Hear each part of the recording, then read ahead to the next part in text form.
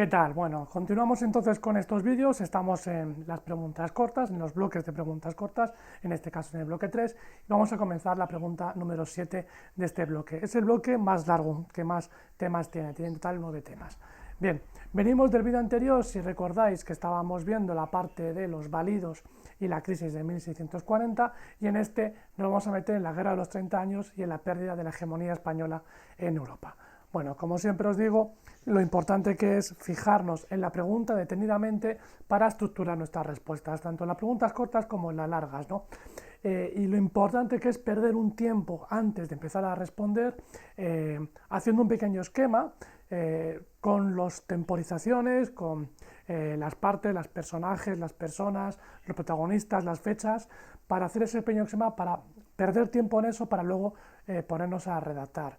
Y antes de entregar un examen, siempre revisarlo, leerlo 2 veces, revisar la ortografía, revisar la expresión y a ver si alguna idea por ahí ha quedado suelta o os viene alguna idea al final para completarlo. Y luego, aunque hablaremos más de los pequeños trucos o los pequeños consejos para los exámenes, siempre hay que revisar antes de entregar cualquier examen. Bien, entramos de lleno con el tema y antes de empezar os voy a dar un pequeño truco sobre los Austrias españoles, sobre los Habsburgo.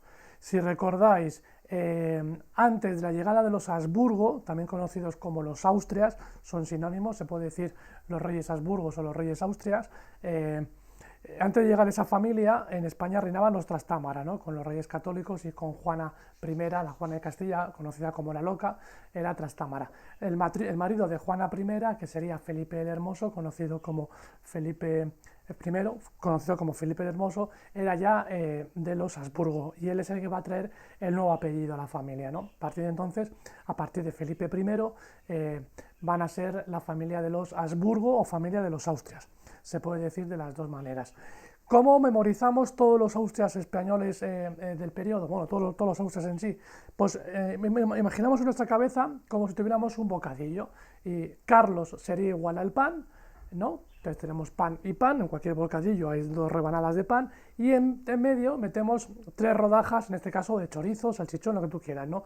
Yo he puesto ahí chorizo, 3 chorizos y los chorizos es igual a Felipe. Entonces tenemos pan, chorizo, chorizo, chorizo, pan, ¿no? Carlos, Carlos, Felipe, Felipe, Felipe. 3 Felipes, 3 chorizos.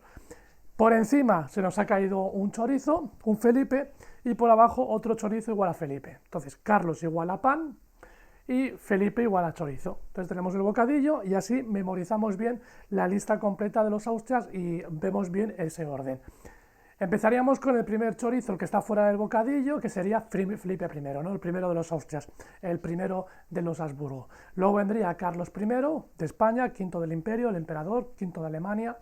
Luego vendría Felipe II, Felipe III, Felipe IV. Y cerramos el bocadillo con otro pan, Carlos II, que en este caso sería el último de los Habsburgo, el último de los Austrias, porque a partir de él ya no habrá ese apellido porque no tendrá descendencia directa. Y va a venir la guerra de sucesión y va a ser coronado como nuevo rey de España Felipe, otro Felipe, en este caso Felipe V, pero con un nuevo apellido, porque procede de Francia y son los Borbones, ¿no? El apellido Borbón, que será la dinastía reinante hasta la actualidad, ¿no? Entonces aquí empezaría con Felipe V Borbón, ya en el siglo XVIII, que sería el chorizo que se nos ha caído por debajo. Y de este pequeño truco, pues tenemos el orden de los reyes de España durante el siglo XVI-XVII, ¿no?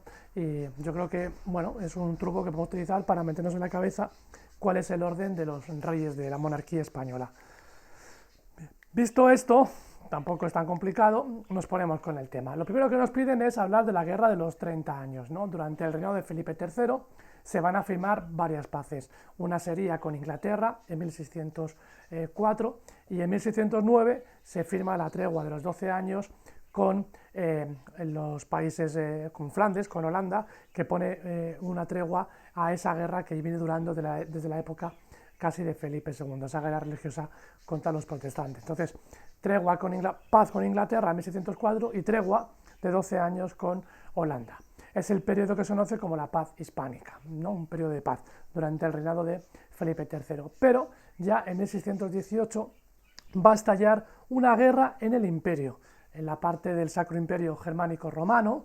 Allí, si recordáis, Carlos V había repartido su herencia entre su hermano Fernando y su hijo Felipe, y la parte de Fernando se lleva la parte del Sacro Imperio, ¿no? La candidatura del Sacro Imperio Germánico Romano. Bien, pues ahí en el imperio se le van a sublevar a los Habsburgos de Viena, los príncipes protestantes, los de la Reforma, ¿no?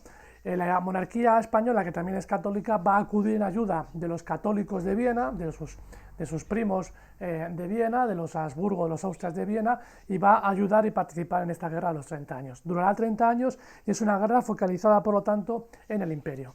Los príncipes protestantes alemanes se van a enfrentar al emperador católico, que se llama Fernando, el segundo Fernando, ¿no? El primero fue el hermano de Carlos V.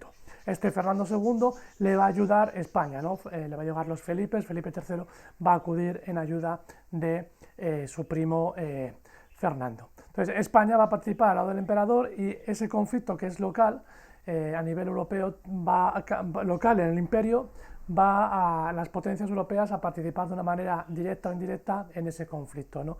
Porque todos van a querer sacar algo de beneficio de esa guerra, donde se van a jugar un poco el orden internacional de los años futuros.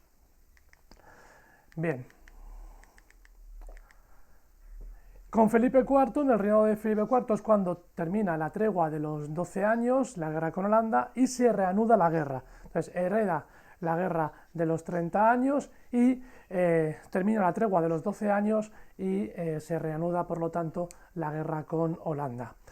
A la vez, Francia interviene en la guerra de los 30 años y se suma a Suecia y a Países Bajos a favor de los príncipes protestantes del imperio, y Francia va a lanzar una ofensiva sobre los territorios que están al norte de los Pirineos, como el Roselló y la Cerdaña, y también sobre Cataluña, ¿no? Entonces, las fronteras de la monarquía se van a ver atacadas por parte del rey de Francia. Y a su vez, en 1640 se subleva Cataluña en ese contexto de la guerra de los 30 años, que ya vimos en otra pregunta, y participa casi al lado francés. Se pone casi del lado francés contra la monarquía de Felipe IV, y especialmente contra el conde duque de Olivares y su proyecto de unión de armas, que ya vimos en las preguntas anteriores. Y a su vez también Portugal, que formaba parte de la monarquía desde la época de Felipe II, pues se va a sublevar también contra Felipe IV. Por lo tanto, la monarquía, con los frentes abiertos de Holanda, la guerra de los 30 años y la guerra fronteriza con Francia, más los problemas internos en Cataluña y en Portugal, colapsa. Una monarquía que termina de colapsar y va a entrar en decadencia. A partir de ese momento, las derrotas son cada vez más importantes y más constantes. Lo que va a intentar hacer la monarquía es ir apagando fuegos, firmando paces, empezar a firmar paz para ir cerrando frentes, ¿no? De esa manera que primero buscará la paz en Westfalia con el reconocimiento de la independencia de Holanda.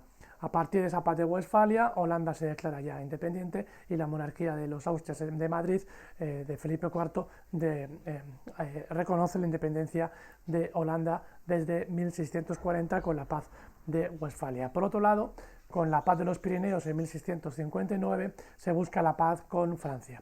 A partir de ahí, España le cede a Francia los territorios al norte de los Pirineos de Rosellón y de Cerdaña, como tenéis aquí en el mapa, y poco a poco la política exterior española se va a ir acomodando a la órbita francesa.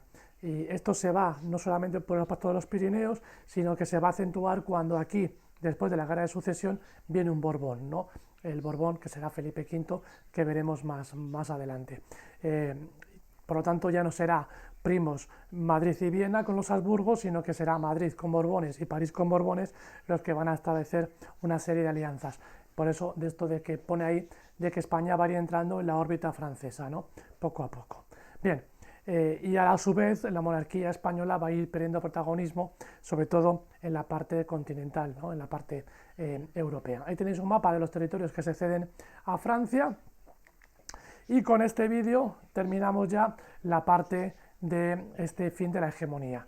El siguiente vídeo lo que vamos a ver será la crisis económica y social del siglo XVII. Dale un repaso si tienes alguna duda y continuamos avanzando.